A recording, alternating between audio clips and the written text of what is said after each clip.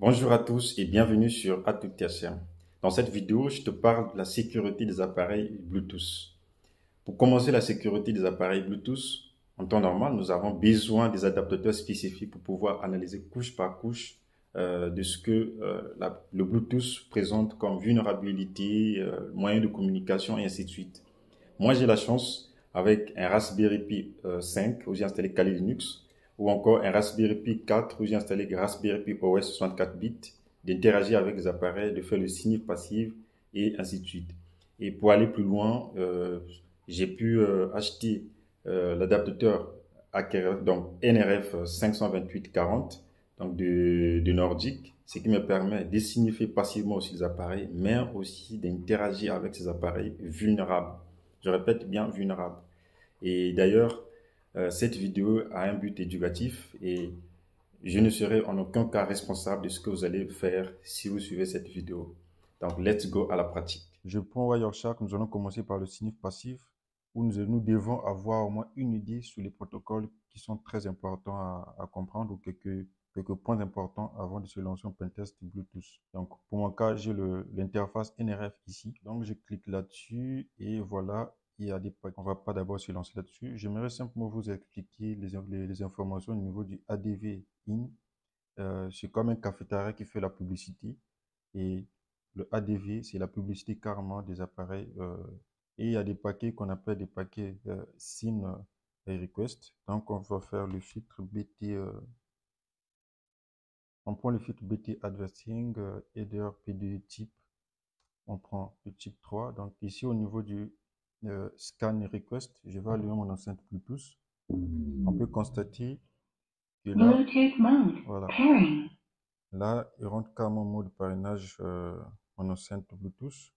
Je rallume aussi mon téléphone. Comme vous pouvez le constater, le téléphone aussi lance. Bon, il n'y a pas à cacher parce que j'ai défini toutes les adresses MAC statiques de manière statique. On peut constater qu'il y a des paquets scan request qui sont là. Et c'est ici où le client dit, OK, vous faites la publicité de votre cafétéria ou quoi, mais qu'est-ce que vous offrez en fait comme service et ainsi de suite. Vous pouvez voir mes adresses MAC échangées sont là. Et encore, on peut regarder de près. Au niveau du RSI6, le type de donc la position du signal, c'est comme le Tix Power au niveau du pentest Wi-Fi, qui montre en fait, lorsque la valeur s'approche de -0, ce qui prouve que vous êtes proche de la cible ou la cible est proche de vous. Et au niveau du link Low Energy, on peut encore avoir des informations. Et ici, on voit bien que les deux côtés, les adresses MAC sont randomisées. Donc, les deux adresses MAC, donc au niveau d'ici, les adresses MAC sont randomisées, ce qui prouve que les deux appareils changent les adresses MAC dynamiquement. Et à partir de là, la sécurité est un peu implémentée. Pourquoi? Parce que on peut pas facilement spoofer ton adresse MAC, donc se faire passer pour toi et faire autre chose. Et le pentest Bluetooth, ce n'est pas vraiment la sécurité absolue. Pourquoi? Parce qu'on peut faire un DDoS vers un appareil qui a une adresse MAC randomisée et lui provoquer carrément un reset, donc une réinitialisation de son adresse MAC. Et à partir de là, lorsqu'un appareil réinitialise l'adresse MAC, à ce niveau-là, on peut capturer des informations bien plus cruciales, les données et ainsi de suite, même le code de parrainage. Et donc, on peut aller au-delà. Donc, la randomisation d'adresse MAC, c'est bien, mais ce n'est pas une sécurité, ce n'est pas vraiment un mur qu'on ne peut pas franchir. Donc, en résumé, c'est ça. On peut voir qu'ici, il y a la cible. Donc, par exemple, l'adresse MAC commençant par 4D, son adresse MAC est randomisée et l'adresse MAC commençant par 80, son adresse MAC est publique. Donc, ici, l'adresse MAC est statique, mais à partir de cette adresse MAC publique, l'adresse MAC ne change pas. Donc, à tout moment, l'adresse MAC reste statique, comme je viens de le dire. Et donc, on peut se faire passer de cet appareil. Donc, je peux faire son adresse MAC et faire autre chose, se connecter à des équipements UC connectés et ainsi de suite. Et donc, je vais chercher le paquet de type Ruspens, comme on peut le constater ici, RSP, et on peut aller chercher plus d'informations qui est prévu. Je reviens sur mon bureau à distance. On va voir d'abord les interfaces que nous avons, les interfaces HCI config. Nous avons une interface que j'ai renommée et vous pouvez voir que le bus est de type WART. D'abord, vous montrer que là, ici, je suis en up, donc l'interface est activée. Je vais rappeler ACI 0 down. Ah, il faut que j'ai les droits nécessaires. Donc si je rappelle et je tape les identifiants, vous pouvez le contester, on rappelle la commande. Là, l'interface est en down et on va le remettre en up. Voilà. Là, l'interface est en up. Donc ça, c'est une bonne chose, comment éteindre et rallumer l'interface. Donc, nous allons passer en mode scan Bluetooth, comme vous pouvez le constater. Ici, il arrive déjà à détecter donc le Bluetooth de mon Flipper Zero, qui est déjà une bonne chose. Je vais rallumer mon enceinte Bluetooth. Bluetooth mode, pairing. Je vais rappeler encore le scan. Et là, vous voyez que là, il a détecté euh, l'enceinte Bluetooth. Mais ici, je vais faire comme je m'étais déjà connecté, je vais faire denied ici. Et je, vous voyez que l'adresse MAC de mon enceinte Bluetooth commence par 4. Donc, j'ai défini les adresses MAC statiques pour aussi un peu de bien mener ce test. À partir de là, je veux encore utiliser un outil qui est HCI Tools. À partir de là, comme vous pouvez le constater, on peut lister les interfaces et renommer les interfaces, donc voir le nom de l'interface et même d'ailleurs créer les connexions, donc créer par exemple les connexions à l'I et ainsi de suite. Donc nous allons utiliser cet outil HCI Tools pour faire le scan avec l'option scan ici. Donc on rappelle la commande et on valide. Nous allons constater il va peut-être trouver les appareils Bluetooth autour et nous allons continuer nos tests. Donc voilà, vous constatez que là, il a trouvé cet appareil qui est mon téléphone. Donc je vais utiliser la commande L2Ping. Donc comme vous pouvez le constater ici. Et la communication, donc vous voyez que l'appareil répond oui, je suis là, je peux communiquer, je peux dialoguer. Donc il y a encore un outil qui nous permet de faire beaucoup de choses qui s'appelle BT Management. Donc, je prends carrément cet outil et si on fait Help, on peut voir que on peut aller encore plus loin, sélectionner les types d'interface et ainsi de suite. Comme vous le voyez, donc si je tape version, le Bluetooth de mon Raspberry Pi est la version 5.82. Donc, je peux aller encore chercher plus d'informations, mais je m'arrête par là pour vous montrer simplement les outils d'ailleurs. Et il y a encore un outil qui s'appelle le Bluetooth Control. Donc, excusez, Bluetooth Control, donc CTL. Et là, nous pouvons aussi faire des choses. Donc, comme vous pouvez le voir, normalement, je vais faire Disconnected. Voilà.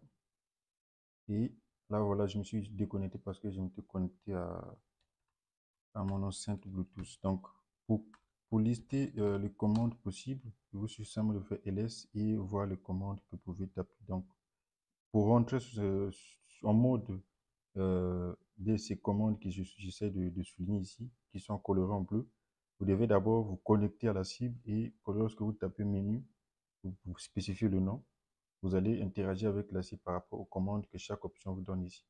Donc si pour mon cas, nous allons commencer par un scan comme le montre ici, scan on. Lorsque je fais le scan, on constate que là, je trouve toujours mon Flipper Zero.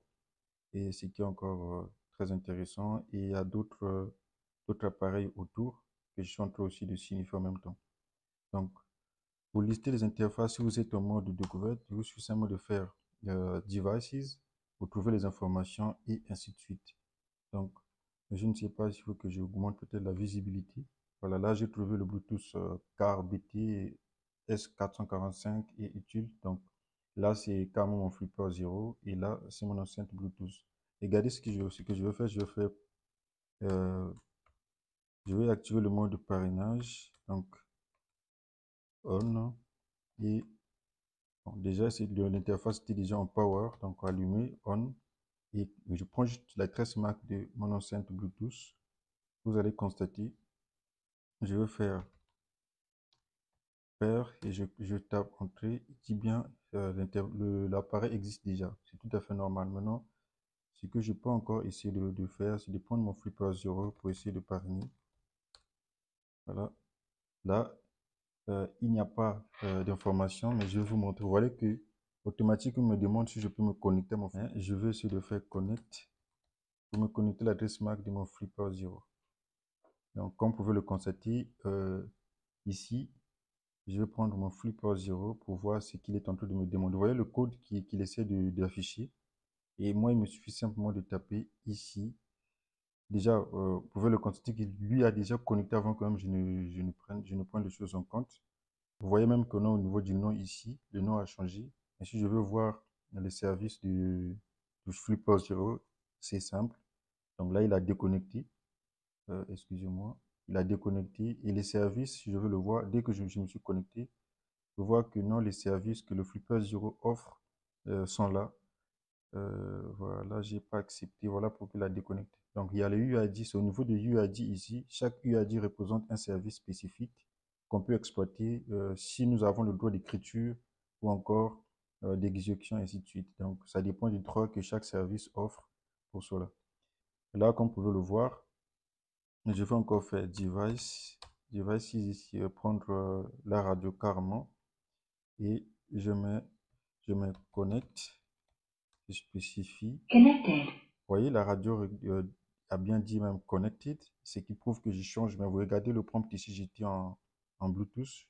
Et là, je suis revenu, Bluetooth était là, je suis revenu à S450, ce qui prouve que je me suis connecté au niveau de l'appareil. J'ai tous fait cela sans interagir avec la radio, alors que le Flipper Zero m'a demandé d'interagir avec euh, mon Raspberry Pi. Ce qui prouve que les appareils qui n'ont pas l'interface de validation au niveau de l'interaction de l'homme, ces appareils sont beaucoup plus vulnérables parce que il va directement accepter la connexion, alors que au niveau des téléphones Flipper Zero, c'est à toi d'accepter si tu veux te connecter ou pas. Donc, comme je vous ai dit avec la commande help, le commande qu'il avait coloré en bleu, c'était des commandes qu'on pouvait exploiter. Excusez-moi, ça passe trop vite. Voilà. Au niveau d'ici, donc ce que je veux faire, c'est que je vais repartir juste voilà, au début ici et essayer de me connecter. Donc, je vais prendre simple, je fais menu, je fais par exemple play, comme si on a une enceinte Bluetooth. Et là, les services qui sont possibles lorsque je rentre en ce mode player, si je fais liste, je n'ai rien comme service. Et ce que je peux encore tester à partir de là, si j'avais un son à jouer, donc je devais juste faire peut-être pause. Je dis bien ici no default player available, ce qui prouve que je n'ai rien. Et donc si je fais play aussi pareil, vous voyez que vous pouvez jouer même avec la cible au niveau, ce qui consiste ici, c'est vraiment l'enceinte Bluetooth. Je vais faire back et je vais faire simplement menu encore et je fais double tabulation. Regardez les choses que vous pouvez prendre comme menu. Donc je fais transport par exemple, transport, et je rentre au mode de transport où je peux transporter les choses, envoyer et recevoir les choses. C'est ici qu'on peut créer un malware. Bref, donc là, par exemple, je prends un truc très simple. Je vais lister d'abord les choses que je peux exploiter. Vous voyez que là, j'ai un service, ou encore une caractéristique que je peux exploiter. Euh, voilà, ici, mais je ne veux pas l'exploiter parce que la vidéo est à but éducatif. Donc là, vous avez déjà un résumé de ce qu'on peut faire avec le Bluetooth. Il y a aussi un outil qu'on connaît tous qui s'appelle BetterCap. Non, Blue d'abord, Recon, et je mets On. Disconnected. Voilà, à partir de là, il va essayer de signifier les appareils autour. Voilà pourquoi il a déconnecté la radio. À partir de là, on peut se poser la question comment nous devons nous protéger face à ce genre d'attaque. C'est très simple. Éteignez vos appareils Bluetooth, éteignez le Bluetooth quand vous ne l'utilisez pas. Et même quand vous l'utilisez, faites attention au niveau du parrainage. Est-ce que la visibilité est active à tout moment? Et regardez bien vos appareils si les adresses MAC sont randomisées. Et si ce n'est pas randomisé, cherchez un moyen pour pouvoir communiquer uniquement avec les appareils dont vous êtes responsable. Et faites attention dans des milieux publics. Et d'ailleurs, même avec les claviers que vous achetez, non, j'aimerais avoir un clavier Bluetooth, souris Bluetooth, tout se passe de manière, c'est-à-dire sans fil, et ainsi de suite. Cela aussi vous apporte une vulnérabilité très critique dont souvent on ignore. Et faites attention parce que si quelqu'un prend la main, prend le contrôle ou encore clone l'adresse MAC de votre clavier, il peut taper toutes les commandes possibles qu'on peut taper sur un clavier. Et d'ailleurs, et c'est ce qui est arrivé dans beaucoup de cas,